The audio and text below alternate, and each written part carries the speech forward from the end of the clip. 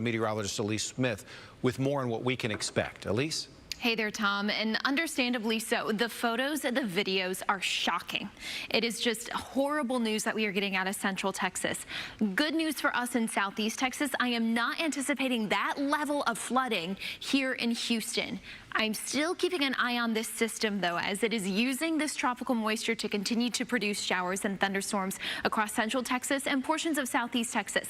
This is what I'm also watching, is where these floodwaters are going to go, specifically pointing out the Guadalupe River and the Colorado Rivers, both bullseyes for picking up potentially 8 to 20 plus inches of rain wherever you see these red, orange, and yellow colors on this map. Now, Canyon Lake and Lake Travis are going to be able to hold a lot of this water. We have flooding outside of that, and what I'll be watching for is that water, it's slowly forecast to make its way downstream. That empties into Matagorda Bay, Lavaca Bay, and then we also have the Colorado River that goes through portions of the Brazos Valley and into the eastern part of Hill Country. So those floodwaters will make it here to Houston and Southeast Texas, not Houston, but Southeast Texas, early to middle portion of next week. We are expecting to see crests in minor flood stage, but nothing more than that at this moment. We know this is an evolving situation. Things can change. We don't have any weather alerts in effect for Southeast Texas right now from that, but we do have a flood watch still in effect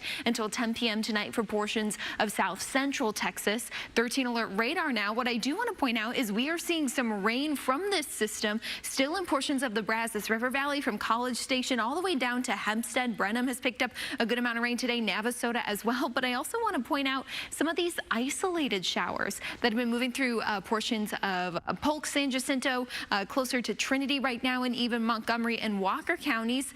Those are affiliated with that same swirling system that brought those floodwaters. So that weather system is over our heads. That being said, I did increase our rain chance to tomorrow, but I think it will look and feel a lot like what we had today. Just a couple of light showers to our west and a couple of isolated showers and storms too. But we have rain chances of our own coming from a completely separate weather system. We're going to have more details on that, Tom, coming up in my full forecast. In less than an hour. Right, and in different spots as well. So you had the flooding from there. You had so much flooding coming in, and yes, it's quite unbelievable. Good news is I don't expect that kind of flooding here in Houston. I know we are no strangers to extreme flooding. And when you say no kind of that kind of flooding, do you mean we can expect some kind of flooding? So I want to think about farther downstream, right? Colorado River, Guadalupe River. You are going to potentially see some minor flooding, but that is going to be minor river flooding, not flash flooding. And I know we know the differences between the two, but that is the swirling weather system. We're expecting it to stay to the west, but we could still see a few isolated showers and storms develop on the outskirts of it. So that's why I increased our rain chance to 30% for tomorrow to account for a few showers and thunderstorms. Not expecting any of them to be strong enough to produce flash flooding, but it could be a wet day, especially along the Brazos River. Now for Monday, we have a new weather system moving in. So that plus the sea breeze gives us a few more showers and thunderstorms Thursday as well. So for the next few days, we will have some rain around Southeast Texas. But again, I'm not at this point anticipating that catastrophic flash flooding here in Houston or the region, though minor river flooding is a possibility later portion of next week. The weather pattern is finally evolving and it's changing. So that also is going to help get the stagnant tropical air mass out of here. We actually have an upper level low that's going to move from east to west across the Gulf. This is nothing tropical, but this is going to help bring in some extra tropical moisture of a different kind. Then to our west, we have that big upper level high.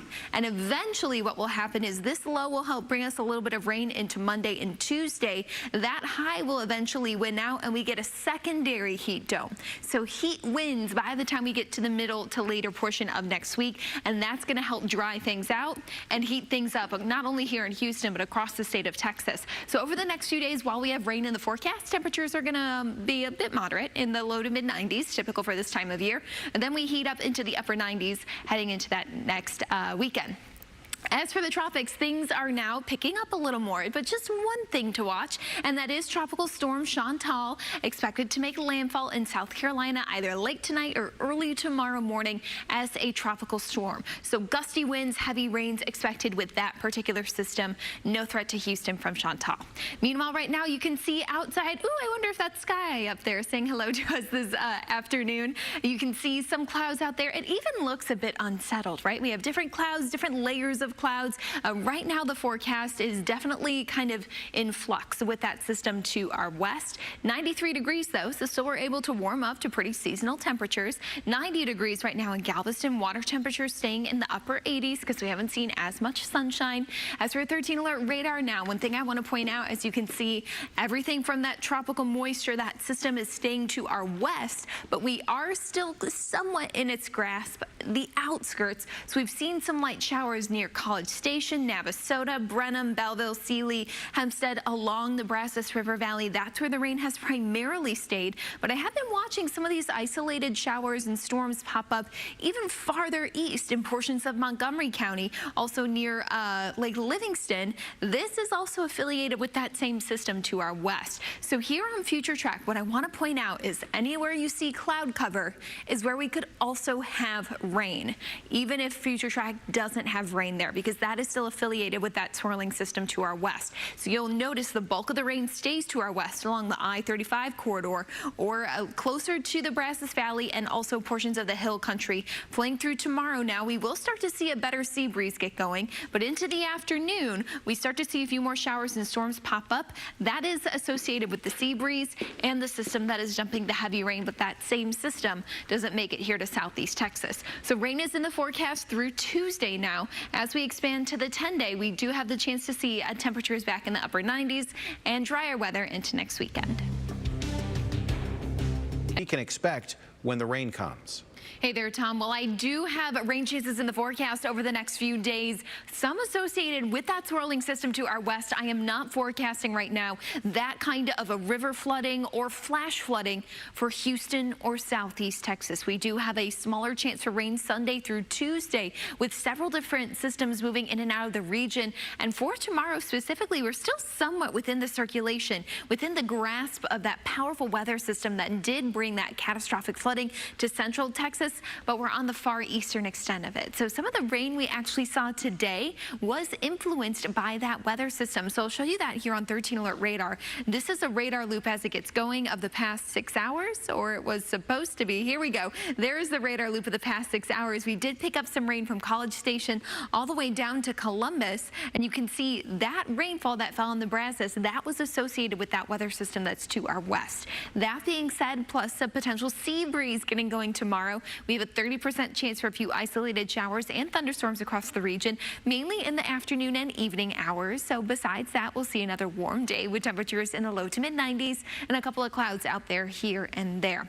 But by next week, we got a new weather system coming in that's going to shake up our pattern. We're going to talk about the warmer and drier weather that's to come, coming up in my full forecast, Tom.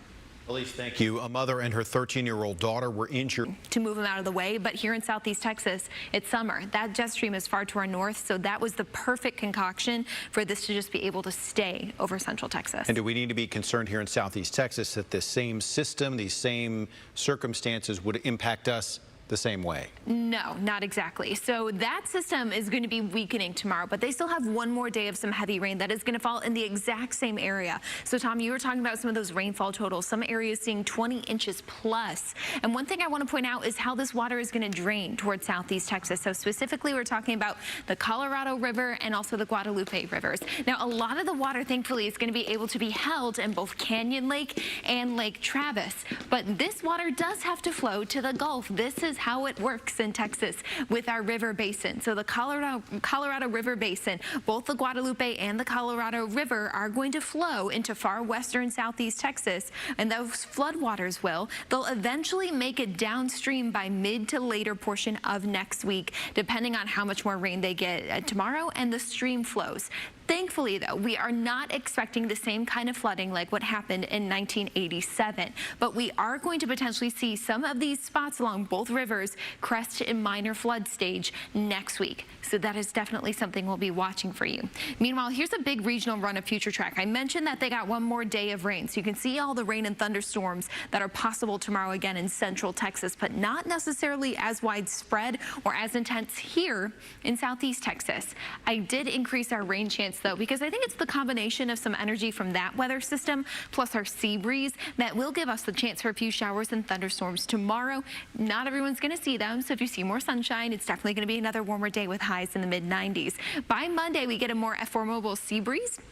And then by Tuesday, we have the chance to see a few more scattered thunderstorms from a completely different weather system. And that will be a big upper level low that will be developing over the Gulf. So we're going to be pinched between two systems. Big heat dome to the west, then this upper level low that's actually going to move from east to west across the Gulf. Not tropical, something we don't have to worry about any tropical development from, but this will keep some moisture across the Gulf Coast, including the southeast Texas coast and us here in Houston by Tuesday, but then into the middle to later portion of next week. We have two big areas of high pressure, two big heat domes that will take over. This is going to dry out the forecast and warm us up. So we'll be watching for middle to later portion of next week. High temperatures could be climbing back into the upper 90s, getting close to that triple-digit mark. We have not had a 100-degree day yet this year. That's kind of nice. That's a possibility, though, later this week. In the meantime, with the cloud cover and the rain, we'll keep more seasonal high temperatures. I do want to give you an update on Chantal. We just got in the 10 p.m. update from the National Hurricane Center, and one thing I have to point out, Chantal strengthened a little, now at 50 miles per hour for those sustained winds. Still a tropical storm getting closer and closer to making landfall. Landfall likely imminent near Charleston, South Carolina, just to the north of that within the next hour or two. Those tropical storm force winds are the top concern in the near term, with tropical storm warnings out for much of South Carolina, North Carolina. Then it's the locally heavy rainfall and the flooding rains that could lead to some issues over the weekend.